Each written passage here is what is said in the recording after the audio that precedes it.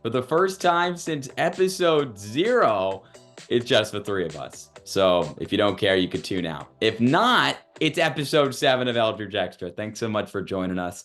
Ian Nicholas alongside Dylan Pescatore and Foster Nicholas, as we're not talking to a player or member of the Firebirds or Cape Cod Baseball League, but instead we're taking a look at the roster as is currently constructed for the Orleans Firebirds this summer. We're going to go position by position, and we're going to start behind the plate. And Dylan, we'll start with you. Last summer, it was only 2 guys for the Firebirds, Henry Hunter of Georgia and Owen Carpellotti of Georgetown. Neither of them returning as of right now, but who should the Birds expect to be one of the mainstays behind the dish? Yeah, you're right, Ian. And we stay in the Big East when we talk about the catchers this summer for the Firebirds. Let's start off with Jimmy Keenan. Goes to St. John's, currently in his sophomore season, and he brings a lot of pop to the plate in terms of his power. He has 61 hits this season, 29 are of the extra base hit variety, so doubles, triples, and home runs. Has 9 homers this season. Played in the NECBL, which is another summer league last summer and made the All-Star game, also hit 9 home runs. So he brings a lot of power, also brings very good defensive ability behind the dish, which, as we know, is so important with how the Firebirds take their pitching staff and communication between pitchers and catchers. Jimmy Keenan is one. And then, don't have to do a lot of description. Hadim Zhao is the other catcher. He also plays a little bit of outfield, and you'll see that interview as well. We got to talk to him of Loyola Marymount, and he brings a lot of pop as well, but he's hitting 430, and not a lot of guys hit 430. So I think this season, and especially last summer, you had such great defensive ability from Carpellotti and Hunter. You might even get a little bit more from the offensive standpoint from these two guys. Two guys you want in the lineup every day. And Zhao is someone who can play outfield and will play a lot of outfield with the way the roster is currently set up.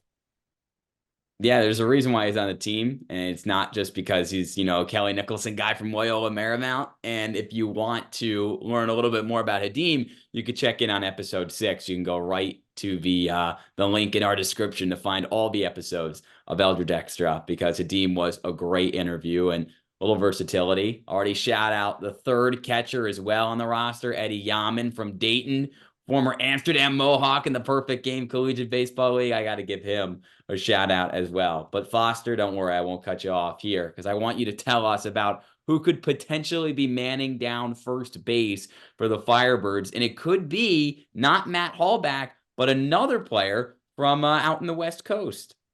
Yeah, I think you look at Jack Gurovich, a guy at U of San Diego right now, someone with also a lot of pop. When you're looking at the catcher and first base position, you got a whole lot of that. This is a guy who hit 265 in his freshman year a year ago, showed tons of pop, smooth lefty swing, and then comes back and he hits 345 this year after a great year in the Northwoods League last summer. So, I mean, he stepped up his game a lot during his sophomore season, and I think you look at the opportunity in the Cape to shore up that smooth lefty swing and show a little bit more power. Well, if you want to talk about power at first base, I left the baseball, no one's talking about a lefty swing better than Foster. But if there's one guy that I want to talk about, it's JP Smith, another West Coast guy, because Kelly Nicholson roster is always going to have that West Coast influence from Sacramento State. That's JP Smith. He's got 34 home runs as of the time we're recording this, going into their final series of the year. Through his first 2 years of summer baseball, of college baseball, that is one away from the program record. He's a sophomore. So this guy loves to hit home runs. He was a freshman All-American a year ago. I think JP Smith. He reminds me, I think, personality-wise, a little bit of Owen Carpellotti from last summer. He guaranteed he'd make some big plays, and Carp made some big plays for the Birds as the season went on. I think JP Smith can be that kind of guy for Orleans next year. Dylan, let's move around and go to the middle of the infield, stay on the West Coast, and talk about somebody who a year ago was one of the talks of a town when you talk about high school baseball, and he's had a pretty good year out of UCLA. Yeah, Ian, I actually regret not seeing him in person, being in Arizona. Rock Chalowski currently goes to UCLA. He's a freshman, turned down going to the MLB. It was expected to go in some of the top rounds, turned it down to be a Bruin in the Pac-12, which will now be the Big Ten for UCLA. Starting to get used to that. He plays third base mostly as a Bruin, but also has played a little bit of shortstop. And his numbers are great this year, an over 800 OPS, 32 RBIs in 49 games played. But listen to these high school numbers. 2023 Gatorade Arizona Player of the Year. He won 2 state championships at Hamilton High School down in Chandler, Arizona, about 15 minutes from Phoenix.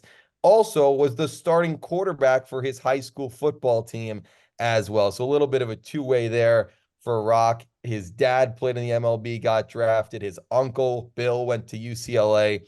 He's got a lot of ties, and he can bring a lot of just special ability to the Firebirds. And I think he's a name we're going to know this summer, but also for years to come.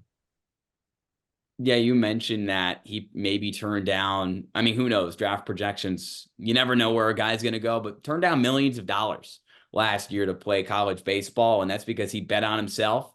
And for a freshman season, he looks like a star. So he's only going to get better and better, as you mentioned, in a new conference next season. A position that was kind of up and down for Orleans last year was third base. Jack Penny occasionally played over there. At the end of the year, it was Brandon Stallman. But Foster, can you tell us maybe a name out again on the West Coast that could help Orleans in that regard? Yeah, and I think third base is also going to be a point of emphasis this year, particularly Hudson Shoop's a guy I want to highlight, but he's only played second base so far in 2024 with Gonzaga.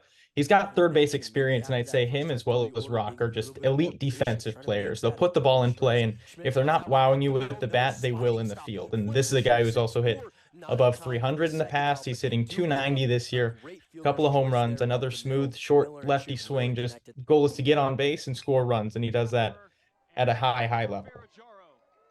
Dylan, from what you saw from how Orleans kind of rotated its infield last season, what is the most important part of playing infield for the Firebirds outside of just, what is Orleans looking from those guys? Is it defense? Is it, what's the priority there? Well, being with the Firebirds for already one season, seeing how Kelly Nicholson and his coaching staff goes about things, I think they expect a lot of offense from their outfielders, but they want to make sure the infield defense is for sure. There was not a moment that you see an error in the infield and the coaches kind of threw their heads back and said, "Oh, we got to get that one. We need our defense to be top notch every single night. We can't give away free outs," is something that they said time and time again. They need shirt up defense, and especially at the hot corner, like you said, Stallman was great at the end of the season. Penny moved over to shortstop. It's not always the best hitter that's going to play in the infield. It's sometimes the best defender. Well, you talk about offensive production from the outfield and Foster. Let's start with a guy who has, the offensive prowess, but also has range to potentially man down center field. For Orleans last season, it was James Madison's Fenwick Trimble who had the hot bat and looked like one of the most explosive players in all the Cape Cod Baseball League. This summer could be one of his teammates that's manning down center field. Yeah, Mike Mancini, JMU is again, but he's also a guy who's only played second base this year, but someone who's played outfield in the past, and he has a bat to match up with that defensive capability. He's fast. He will steal a ton of bases. He can chase down a ball in the gap. He can get just about anywhere you want. And if his 314 batting average with 25 stolen bases is not good enough for you, well then, I mean, look at Summer League a year ago in the Appy League. He was the All-Star Game MVP. He was an All-Appy player while playing a little bit of third, a little bit of second, a little bit of short. I mean, this is a guy who will give you top of the lineup caliber at bats, and he is going to be a must watch in center field if that's where Coach Kelly decides to put him, just because that speed is going to be capable of making big plays. When I think about speed in center field, I think about Louisville's Eddie King Jr. I mean, his bat got hot at the end of the year, Dylan, but the reason why he continued to stay in the lineup was defensively, he was elite. And another player who could be elite for the Firebirds is somebody that you might be a little biased towards because of your previous connection with them. But tell us about a corner outfielder that can take the ball out of the park. Yeah, Evan Griffiths from Stetson. You mentioned I know him earlier. I played, or I didn't play. Thank goodness I didn't play. He played, and I broadcasted 2 years ago for the DeLand Suns in the Florida Collegiate League. He was on the team. He's originally from Longwood, Florida, right around the Orlando area, and his sophomore year at Stetson has been amazing. I think last year, you mentioned Fenwick Trimble from JMU. Between 2 years for Fenwick, he got so much better, and he credited his hitting coach, Mike Roberts, over at JMU, For Griffiths, it's been the same. From his freshman to his sophomore year, his OPS has increased over 230 points. He's a big kid, too, 6'3", 205, brings a lot of pop as well, plays a lot of right and left in terms of the corner outfield. The last week, he was named the A-Sun Player of the Week for the Stetson Hatters. We're going to have a few Stetson guys on this team this year, and he's getting hot as we get down to conference play and eventually the conference tournaments. In his last 4 games, 9 hits, average from 213 to 267.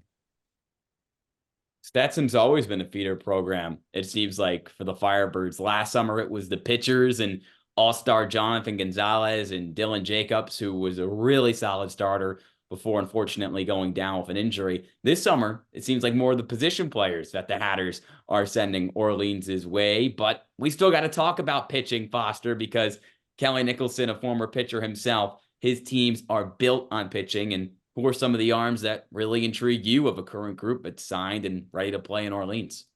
I'll hit on a couple of left-handed pitchers who are both coming back from injuries. We've got Andrew Healy from Duke and then Zach Root from ECU, and those are two programs that have done pretty well this year. Starting off with Healy, he's a 6'6" left-handed pitcher with a great fastball and a changeup that'll baffle just about any hitter. He is draft eligible and someone who you could see potentially top, I'd say second or third round if all goes well in the summer league and he finishes off his year well. Last year he was a freshman, all-American, just every publication had him plastered up there. A little bit worse this year, but I think that's because batters have seen him before.